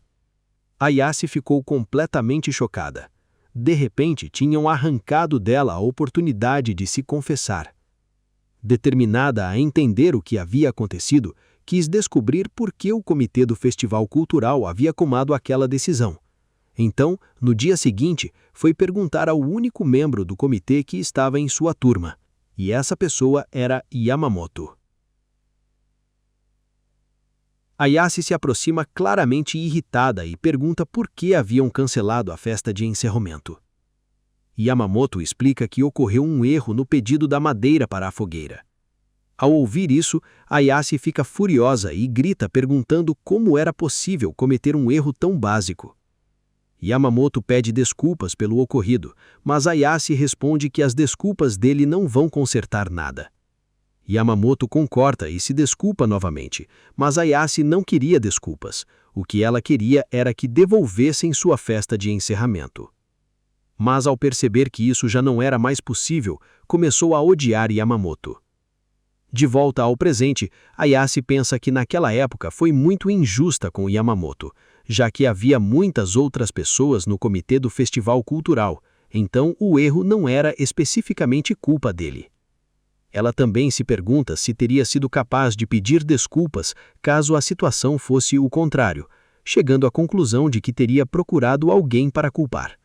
Mas apesar de todo o comportamento dela no passado, Yamamoto a salvou muitas vezes. Por isso, pensa que agora é a vez dela ajudá-lo. Pelo que observou, o mais provável é que Yamamoto esteja apaixonada por Kazajara, então decide descobrir o que ela sente por ele. Então pergunta diretamente o que Kazajara pensa sobre Yamamoto. A pergunta surpreende Kazajara, e Ayase, ao notar sua reação, pergunta se aconteceu alguma coisa. Kazajara responde que não é nada, mas Ayase não acredita nela. Afinal, se realmente não fosse nada, Kazajara estaria agindo normalmente. Além disso, é a primeira vez que a vejo tão confusa. Mas então, Kazajara responde que Yamamoto tem uma personalidade um pouco complicada. E Ayase concorda, mas pede que ela não fale mal de Yamamoto. Porém, imediatamente depois de dizer isso, pensa que talvez aquele comentário tenha sido desnecessário. Kazajara pede desculpas e, embora Ayase as aceite, não consegue evitar sentir que o clima ficou bastante incômodo. De repente, alguém chama Ayu e, ao ver quem era, ela se surpreende ao descobrir que se tratava de uma ex-colega da universidade chamada Miyauchi. Por um momento, Ayu não consegue reconhecê-la, já que sua aparência havia mudado bastante. Então, Miyauchi explica que sua mudança aconteceu porque ela deixou o atletismo e pergunta a Ayu como vão as coisas com o namorado. Ayase ri um pouco desconfortável com a pergunta, mas responde que eles já terminaram. Miyauchi fica curiosa para saber o motivo, mas Ayase apenas responde que muitas coisas aconteceram. Kasajara a observa com preocupação ao notar seu desconforto, enquanto Ayase pensa consigo mesma que quer encerrar aquela conversa o mais rápido possível. Mas então Miyauchi diz que está arrependida, já que tivessem passado mais tempo juntas, tem certeza de que teriam se dado melhor. Ayase, um pouco incrédula, pergunta se ela realmente está falando sério, e Miyauchi afirma que sim, e que por isso se arrepende. Além disso, acrescenta que quando soube que Ayase havia abandonado a universidade, pensou que deveria ter tentado impedi-la. Ayase pensa que mesmo que Miyauchi tivesse tentado fazê-la mudar de ideia, provavelmente ela não teria mudado de opinião. Afinal, elas só haviam conversado naquele encontro em grupo onde conheceu o ex, então na verdade não eram tão próximas. Mas, apesar disso, Miyauchi se preocupou com ela, e por isso Ayase a considera muito gentil. Então, Miyauchi pede desculpas, mas Ayase, ao ouvi-la, pede que não diga isso, e com um sorriso sincero afirma que agora está feliz. Miyauchi responde que entende, embora por algum motivo continue olhando para ela de uma maneira estranha. Então acrescenta que, já que ela está feliz, não há motivo para se arrepender ou pedir desculpas, e que, se ainda se sente culpada, então pode se tornar amiga dela. A proposta deixa Miyauchi um pouco confusa, mas então Ayase explica que as pessoas cometem erros repetidas vezes ao longo da vida, em casa, no trabalho e até mesmo ao tomar decisões importantes, como abandonar a universidade sem pensar direito. Mas isso não significa que tudo acabou, porque erros desse tamanho continuam sendo apenas isso, erros. E enquanto uma pessoa continuar seguindo em frente, sempre terá a oportunidade de começar de novo. Ayase estende a mão para Miyauchi, que fica surpresa com suas palavras e responde que depois de todo esse tempo, ela mudou muito e não se parece em nada com a pessoa que era antes, já que agora parece realmente feliz. Então, Miyauchi propõe trocarem contatos, mencionando que mora perto do supermercado e que poderia mandar mensagem para saírem algum dia. Nesse momento, Ayase se lembra de que a universidade fica bastante longe de onde estão agora, então pensa que deve ser difícil para Miyauchi ter que ir até lá. Finalmente, elas se despedem e, enquanto Miyauchi se afasta, Ayase se pergunta se aquela conversa lhe trouxe um pouco de paz, já que ela não quer voltar a se arrepender de nada, nem quer que os outros se arrependam de alguma coisa. Referindo-se a Miyauchi, Kasajara e Yamamoto, que justamente naquele momento aparece perguntando se as fez esperar muito. Ayase, um pouco corada, apenas fica olhando para ele. Então Yamamoto reclama por elas não terem pego nenhum ingrediente. Ayase se desculpa e explica que acabou encontrando uma velha amiga por acaso. Yamamoto entende, e então Kasajara pergunta por que ele estava comprando tantas coisas. Yamamoto ri e explica que se distraiu, então não percebeu que acabou enchendo a cesta. Kasajara o avisa que ele terá que comer toda a comida que sobrar, já que elas são garotas delicadas que não comem muito. Yamamoto pergunta se elas realmente se consideram delicadas, ao que as duas, com voz séria, perguntam se ele tem algo a dizer sobre isso. Ao ver as expressões delas, Yamamoto responde rapidamente que não é nada. Momentos depois, entram na fila para pagar, mas ao perceber que ela está bastante longa, Kasajara diz que vai ao banheiro por um momento. Ayase responde que está tudo bem e que ela cuidará do pagamento. Quando fica sozinha com o Yamamoto, Ayase aproveita para perguntar diretamente se ele gosta de Kasajara. Yamamoto fica completamente surpreso e não sabe o que responder. Ayase, ao ver sua reação, apenas confirma aquilo que já suspeitava. Então ela diz que vai apoiá-lo em tudo que puder, então ele deveria investir nisso. Yamamoto continua em silêncio até finalmente chegar a vez deles de pagar. Depois de saírem da loja, Yamamoto pede para Ayase não se envolver demais nesse assunto. Mas, depois de pensar por um momento, Ayase apenas responde que definitivamente vai se envolver. Um tempo depois, os três caminham em direção ao apartamento de Kasajara. Yamamoto vai alguns passos atrás delas, preocupado com o que Ayase pode estar planejando fazer durante a festa de takoyaki, já que isso pode complicar as coisas. Ele decide chamar a atenção dela para sussurrar que não faça nada estranho, mas Ayase acaba entendendo errado o que ele quis dizer e sussurra de volta para deixar tudo nas mãos dela. Yamamoto fica confuso sem saber o que ela pretende fazer. Finalmente chegam ao prédio e Yamamoto comenta que é um lugar muito bonito. Kasajara explica que os pais insistiram para que ela morasse em um apartamento com sistema de segurança automático, então escolheram aquele lugar juntos. Yamamoto pergunta se ela sabe quantos anos o prédio tem, mas Kasajara responde que não sabe. Então ele diz que ela deveria descobrir, já que o preço do aluguel pode mudar dependendo da resistência do prédio a terremotos. Yamamoto fica surpreso, já que sempre pensou que Ayase era bastante descuidada, mas agora acha que talvez ela não seja. Kasajara a observa fascinada e diz que ela realmente sabe muita coisa. Ayase explica que seus pais nunca a ajudaram a escolher um lugar para morar, então precisou pesquisar tudo sozinha. Kasajara finalmente os convida a entrar em seu apartamento. Yamamoto observa o lugar e tenta calcular quanto poderia custar o aluguel. Mas antes que consiga fazer uma estimativa, Ayase menciona que o aluguel é de 390 mil ienes, deixando Kasajara surpresa, já que aquele era exatamente o valor correto. Yamamoto continua admirando o lugar, pensando que é realmente impressionante, mas então Ayase chama sua atenção e com um sorriso destaca que a família de Kasahara deve ser bastante rica. Isso faz Yamamoto se perguntar se aquilo realmente foi a única coisa que conseguiu pensar para dizer, já que, sendo ela a melhor amiga de Yasi, pelo menos poderia ter encontrado algo melhor para elogiar. Mas então Yamamoto percebe que Kasahara está olhando para ele, e ao cruzarem os olhares, ela pergunta se ele se lembra de que antes havia mencionado que nunca deixou um garoto entrar em seu apartamento. Yamamoto responde que sim, lembra disso. Então Kasahara, com um sorriso provocador, diz que acabou de dar a ele a primeira vez dela. Yamamoto vira completamente o rosto, todo corado, e responde que ela está falando bobagem, sem sentido outra vez. Embora em seus pensamentos ele se critique por ficar envergonhado com algo tão pequeno e se deixar afetar tão facilmente. Também se pergunta por que Kasahara sempre faz esse tipo de comentário, mas no fim chega à conclusão de que provavelmente nunca conseguirá entender o que ela está pensando. Yasi pede emprestada a cozinha para começar a cozinhar, e Kasahara se oferece para ajudá-la. No entanto, Yasi hesita por um momento e pergunta se fazer isso não acabaria atrapalhando, mas Kasahara garante que não, então ela finalmente aceita.